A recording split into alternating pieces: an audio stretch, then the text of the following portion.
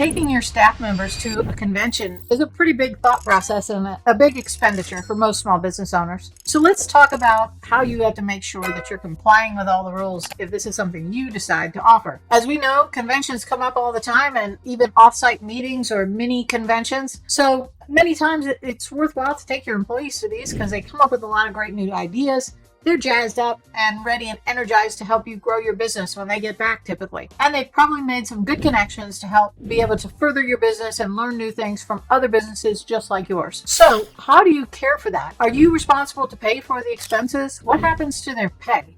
Let's dive in a little bit. You are responsible, most likely, to pay for their convention attendance and maybe any hotel or travel. You don't have to, but most studio owners do want to do that if that's the particular situation where you'd like to ask an employee to attend. Now, if an employee wants to attend on their own dime, obviously you don't have any problems with that.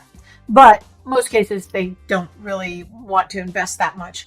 Most studio owners are showing this as an investment in their staff by paying for that. But then the big question comes about, what about payroll? How is that handled? What are you legally required to do? First, traveling time. If your staff is traveling during the time when they would normally be working, you're required to pay them their hourly pay. Now, we're going to assume for all purposes here that this is an hourly employee who is not exempt from overtime.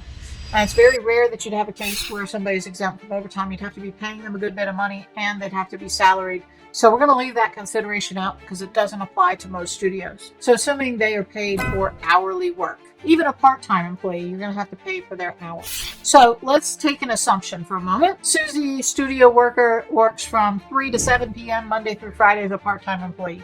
So she works 20 hours a week. Let's say she's traveling to a convention on Saturday from those normal hours of 3 to 7. Maybe she's driving or flying. You're going to need to pay her for that Saturday during her normal work hours of 3 to 7. Now, if she is flying, you really only have to pay for the hours that she's working for, but if she's driving, you're going to need to pay for all the hours of driving. Those are going to be standard hourly wages. So basically, they're on the clock while traveling for you. Also, while they're in attendance at that convention, if they are required to attend sessions, you're going to be required to pay them. That includes overtime if necessary. So if they work more than 40 hours in a week, you're going to need to pay time and a half. That's subject to the Department of Labor rules. So be careful and do some pre-planning for this. So if you are taking an employee with you to a convention, maybe they don't work their normal hours earlier in that week. Maybe you have somebody cover those hours to alleviate part of the overtime or minimize that. So check those things out and make sure you're running this by the book. I know it comes as a surprise to most studio owners because most figure, hey, I'm already paying for them to attend. Isn't that enough? The Department of Labor says otherwise. So check those rules. If you have questions, we are actually going to be posting out a link for a travel policy that you can create, a template that you can use to create for your studio if you would like. So keep an eye out for that. Thanks. Have a great day.